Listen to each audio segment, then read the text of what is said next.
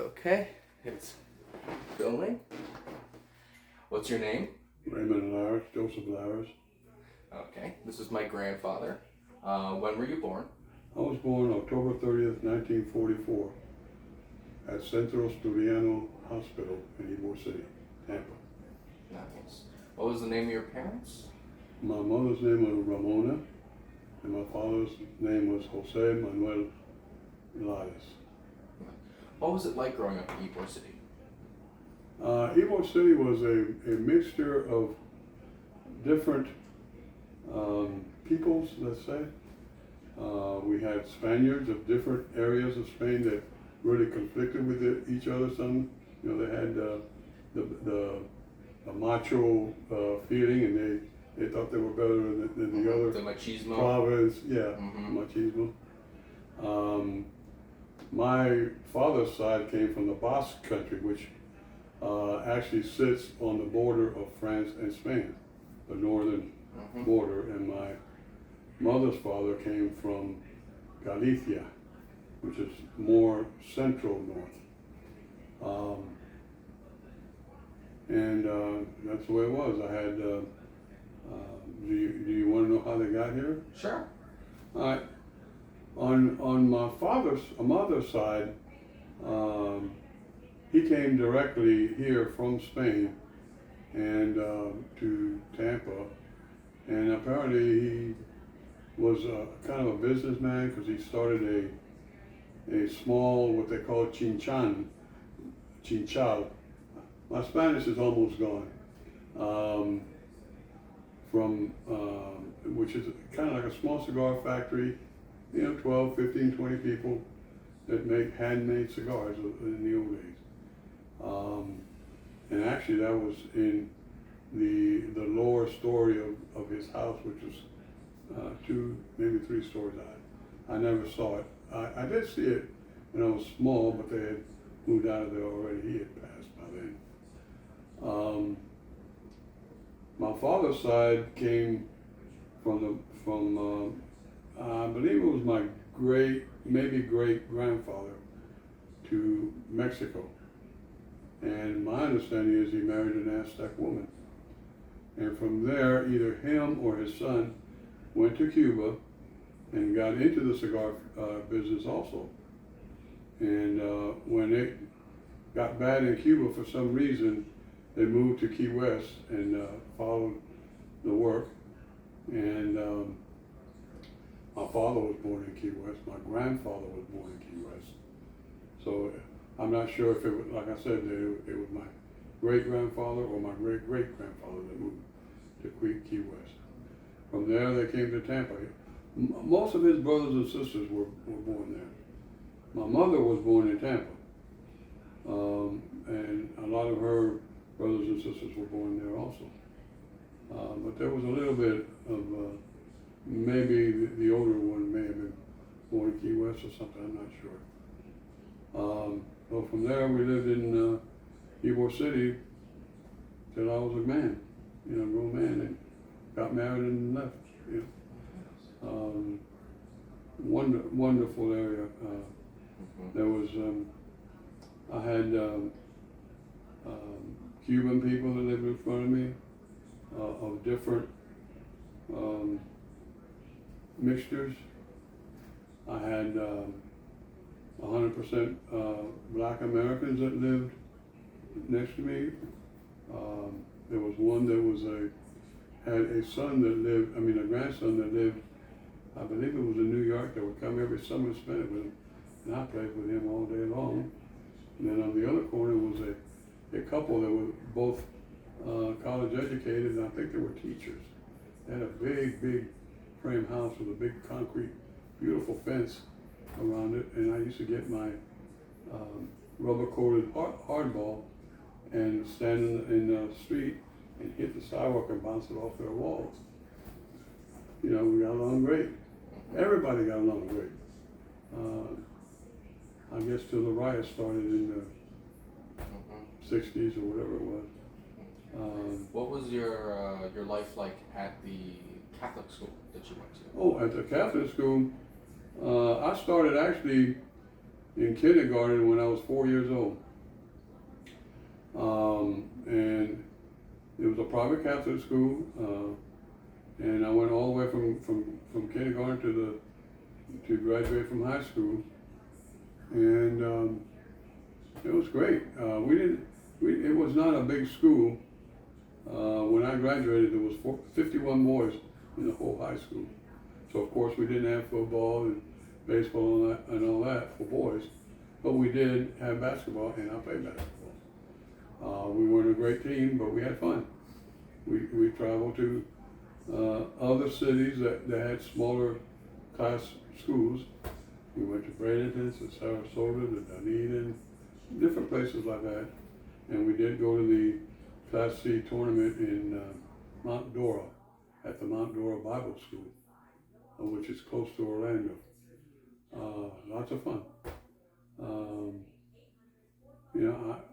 I have friends right now, they're like my brothers, my sisters, I haven't seen some of them in many years, but when I see them, it was like yesterday, Mm-hmm. Yep. So you didn't go to college, right? I went For like a basically short a semester and a half. Mm-hmm. And like I said, I graduated, I was young. Mm-hmm. I really wasn't ready for college. So I as soon as I was eligible to sign myself in, I joined, 3 friends and I were going to join the Marines, and they kind of chickened out. Mm-hmm. So we all joined the Army Reserve, and I went on the 6 months active duty in '63, and when I came back, my mother was sick, so I went to work. And I worked in a fabrication shop, Florida Steel. I learned how to weld, I learned how to burn with a torch and fabricate, work with steel. And I loved it. And a friend of my aunt's was in the Boilermakers Union, and they were outside contract, not contracted, but they worked building boilers, power plants,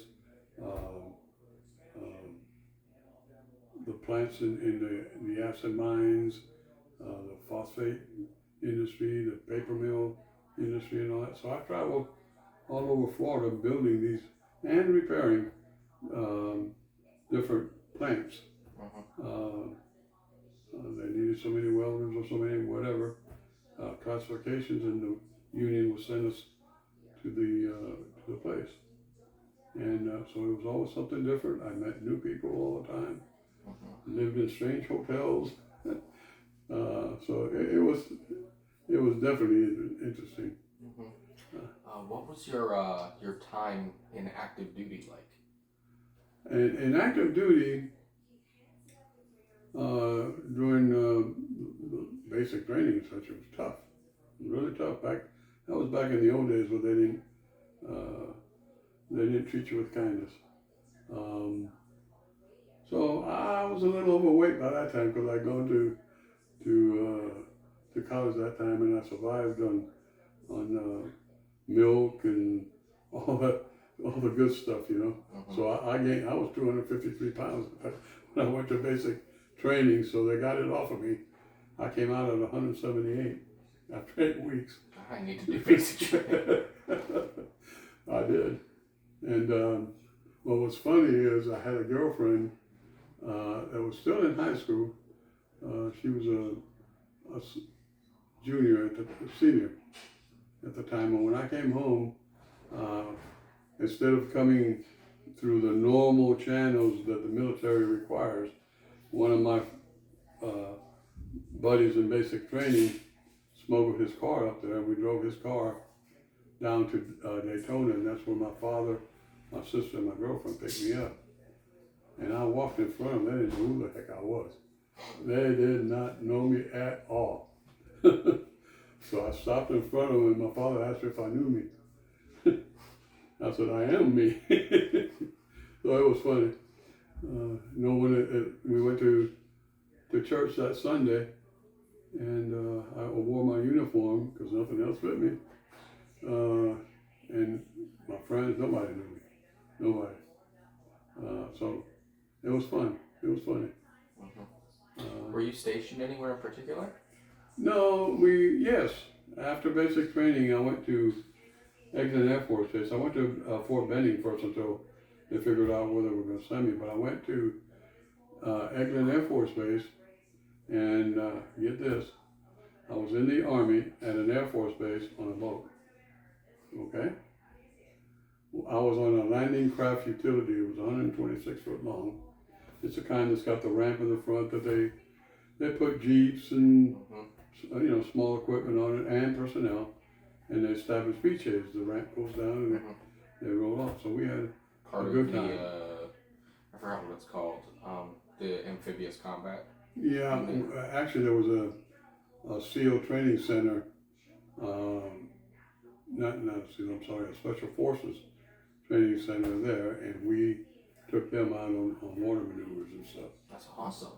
Yeah, so it was a lot of interesting, and but we also hit the bridge between Destin and going across the Destin Pass. Pretty long bridge, pretty high bridge.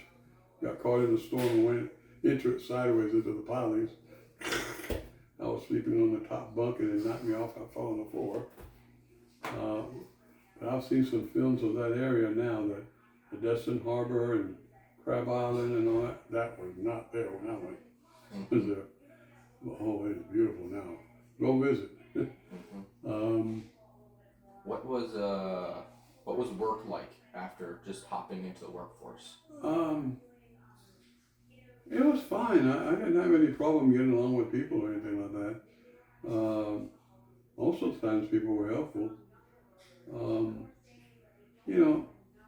I don't know, so much competition nowadays. It's different. It's different. Everybody's vying for the same position. Yeah. Everybody has higher ambitions. And different opinions and how you should get there and all that, But it wasn't that way. It was a lot easier situation. Was there anything particularly difficult about the power plant? High work. Walking beams 200 foot up in the air with no safety equipment. Riding the headache ball up there. You just hold on to the cable and up you go, That was scary. A lot of places were scary. But it was also a lot of fun too. It's a challenge. I learned a lot of skills. I became a certified welder. There was nothing in welding that I couldn't do other than nuclear. I had never tested for nuclear. But I was heliarc, torch welding, regular stick welding, and I used wire feed machines. I used it all.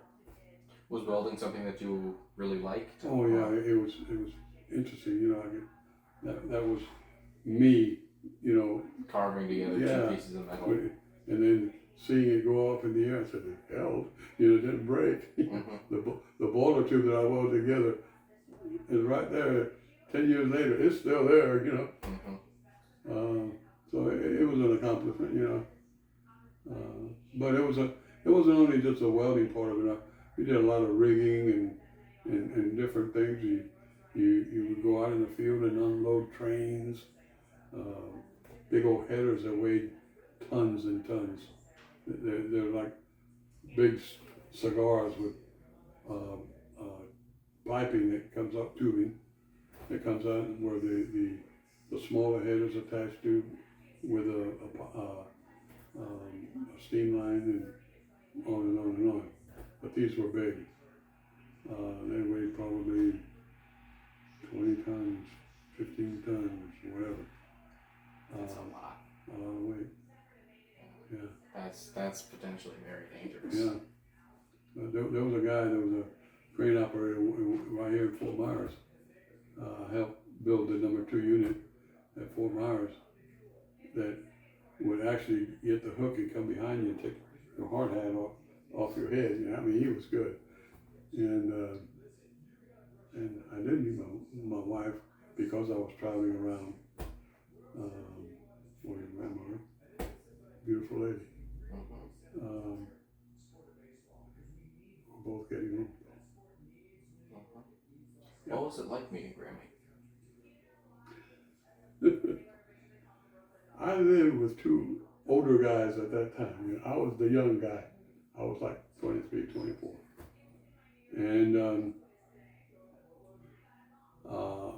Bo Johnson was he was a character. He liked to talk to the young girls, but he was well up in his 60s. And he wouldn't do anything. He was a good guy, you know. But he told your grandmother that I was a good guy, that she ought to get to know me. And we were at the bowling alley and we got to know each other, you know. That was probably October-ish of, I can't remember the year, but 68. And we hung out a lot at a friend of hers house. Janet was her name. And February came around and I asked her what she wanted for her birthday, and she said to get married. So it was about four months or so after we met that we actually got married. And here it is. Well, she knew what she wanted. She knew here you were it the man is. for her. We still here. And something worked out. Yeah. I mean, you have 2 beautiful daughters. Yeah. 6 The 6 grandkids are and 6 boys are boys. 2 girls and 6 boys. Yeah. It's a crazy combo. Yeah, it is. What was it like raising my mom and Aunt Shelley? It was a challenge. I wasn't used to being around. You were outnumbered for the first time in your life? Yeah, young ladies like that. But I've never been easy going as far as being lenient. I'm conservative. I'm conservative thinking. I think people should behave a certain way, you know, and hopefully that's what I instilled in them, that don't do bad things, you know. And as far as I know, they didn't, you know. Were there any particularly trying years for you, like terrible 2s, preteens, like 13, 14, and any Yeah, years? 13, 14 probably was worse than 2 or 3, because, you know, they started getting a little rebellious, you know. How did you feel about my dad? Except for your mother. Your mother learned from Shelley, who was older, and she would ask me a question, and I said, She said, I didn't think you would. You know, right away she knew that I didn't let Shelley do it, you know. Yeah. How was your first impression of my dad? Your dad, I love your dad. I really do. He was Candy's, your mother's boyfriend, part of the time in high school, and I liked him back then. And they broke up, and she went with this other guy that I didn't really care for. I won't say his name. But I was at a barber shop in Brandon, where we lived at that time, getting a haircut, and there was this young man sitting over there across from me. He'd been in college and all that kind of. They were both in college. And I said, David? Yeah, Mr. Laris. And he called me Mr. Laris for years after they got married. I said, call me Ray, something. Yeah. But anyhow, I said, how you doing? Blah, blah, blah, And I said, Candy's home. He says, I know. I said, give her a call. And they became friends again. They didn't date, they were friends for a while. But she had another boyfriend and all that kind of stuff. she actually got engaged. And I didn't care for that guy. I like David. But her and her other boyfriend broke up, and I guess they connected, you know. Well, on the that's good for me. I mean, Yeah, you were born. Yeah. But I've always loved your father. Yep. How much time is that? That's 20? Okay. What was your feelings on the Vietnam War? The Vietnam War, let me think about that a little bit. There's a lot of guys killed, you know. Mm-hmm. There's a lot of protesting.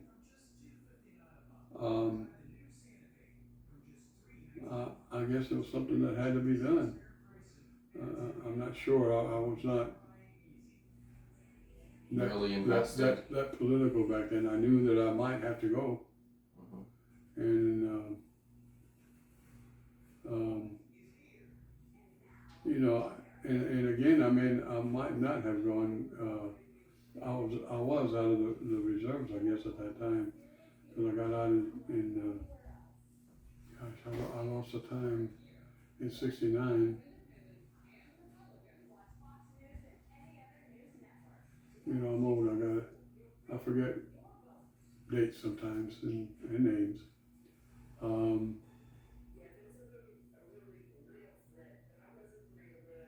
But I guess it went into the 60s, into the later 60s, or early 70s. There was a lot of protests. I did not like that. Should never, I don't think you should protest against your fellow people and your country and all that. That's just the way I am. I mean, you don't have to agree with them, and you have a right to say what you feel without being castigized, you know, whichever side you're on, you know. But it was rough. And a lot of people didn't. And then the hippies came. What was that like? Oh, that was fun. You see them on the street. I remember seeing some old pictures. Oh my God, they were weird. I wasn't one of them. You know. I had longer hair and not never down to my shoulder, but you had mutton chops for a time. I had big old mutton chops and a Fu Manchu. But that was the extent. And I wore some half-worn pink pants and tangerine, and I loved they were pretty shirts. I mean, there was like a silks and knicks. But that was not what normal.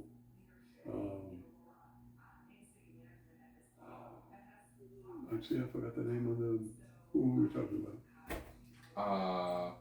We're talking about the 70s, hippies. The hippies. That's not what the hippies wore, but I mean, I did wear bell bottoms and things of that nature, but not the same style that they wore. I wore regular pants that had bell bottoms, the tangerine pants and all that stuff. They were, you know, they had leisure suits at that time. They were, you know, pink and pink, you know, or tangerine, lime green, whatever. What was newlywed life with Grammy like? We lived in an apartment in Fort Myers. At that time, she worked for the phone company, and she would walk around the block to it. It was in downtown Fort Myers, and we were only there a few months. And when my job at the power plant finished, we went and visited her sister who lived in Saratoga Springs. She still does. She's coming down in a week to visit us, which would be great. But we went up there to visit her, And back then, there was no cell phones, there was no, Everything was you like know, no GPS, none of that Mhm. stuff, you know. So you had no to, paper had maps the and map. And